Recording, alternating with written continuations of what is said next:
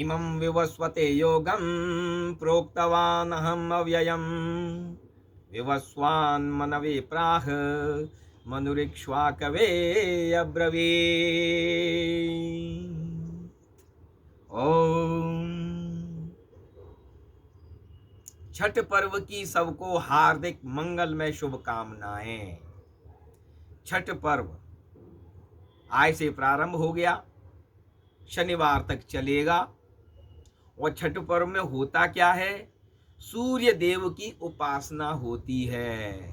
प्रातःकाल सूर्योदय से पहले स्नान हो जाता है, और तो और उसकी जो परिणति होती है फाइनल, वो जो सूर्यास्त के साथ होती है, सूर्यास्त के साथ होती है।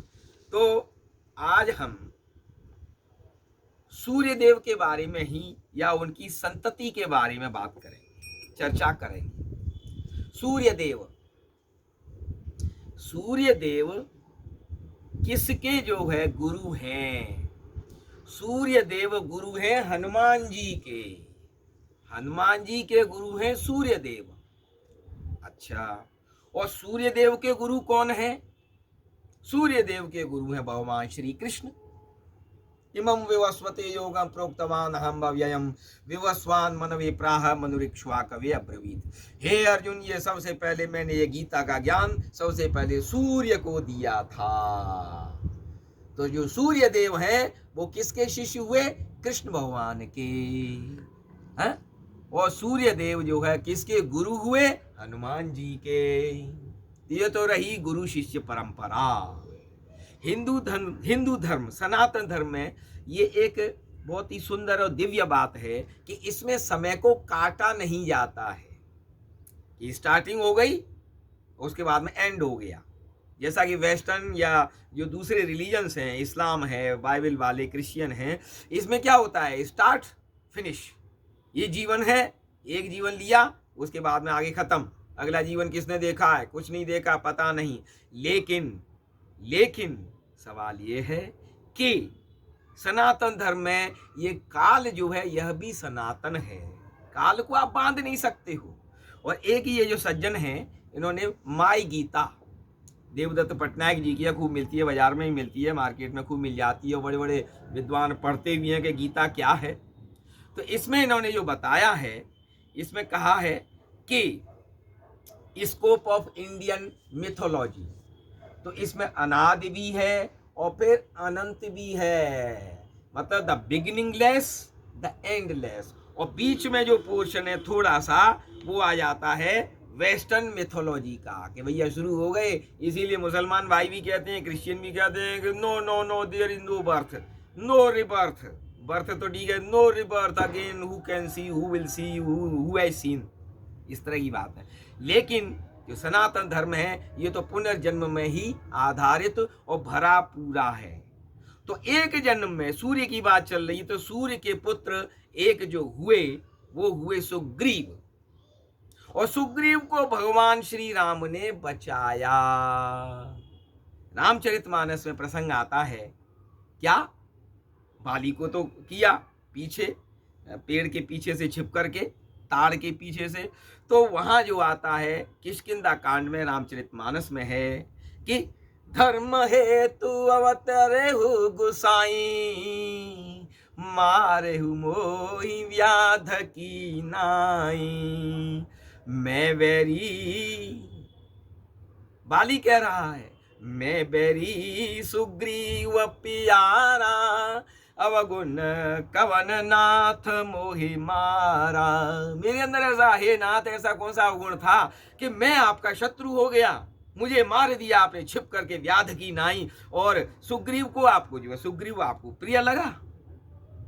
अच्छा, तो भगवान उसका उत्तर भी देते हैं कि अनुज बधु भगिनी सुत नारी, सुन सठ कन्या समय चारी, इन्हीं कुदृष्टि विलो कई जोई, ताई बधे कछु पाप न होए।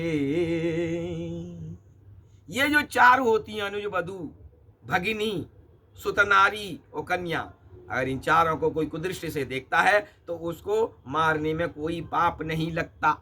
तो भगवान राम ने ये किस्सा, ये लीला की और सूर्य पुत्र जो आपके जो था उसको तो बचा लिया सुग्रीव को, और उधर आपके जो इंद्रपुत्र था उसका वध कर दिया, बाली का। अब भगवान कृष्ण की लीला में देखें तो वहां क्या होता है कि कर्ण का जो है हनन होता है, सूर्य पुत्र कर्ण का जो है वो हनन होता है, उसका वध कराते हैं, स्वयं नहीं करते हैं, अपने शिष्य के द्वारा करवाते हैं।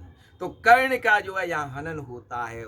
एक जन्म में भगवान राम ने सूर्य पुत्र को बचाया, तो इस जन्म में सूर्य पुत्र जो कि अधर्मी दुर्योधन का साथ दे रहा था उसका हनन किया, और इंद्रपुत्र अर्जुन का उन्होंने रक्षण किया। पुत्र अर्जुन को ज्ञान दिया और उसको विजय दिलाई। तो इसको कहते हैं नेचर में बैलेंस, इम्बैलेंस नहीं कि वहां जो है ऐसा कर दिया सूर्य के पुत्र के साथ तो यहाँ कैसा किया। तो इसीलिए ये जो सज्जन हैं देवदत्त पटनायक, वैसे देवदत्त तो अर्जुन के शंख का भी नाम था देवदत्त, तो इसमें जो कहा इन सज्जन ने तो बहुत अच्छा कहा है कि उन्होंने कहा कि he was obliged to restore the balance in the cosmos by killing कर्ण। तो वहां तो मार दिया सुग्रीव को, और इधर कर्ण के द्वारा प्रकृति में बैलेंस करना चाहते son of Surya, and siding with arjuna son of Indra.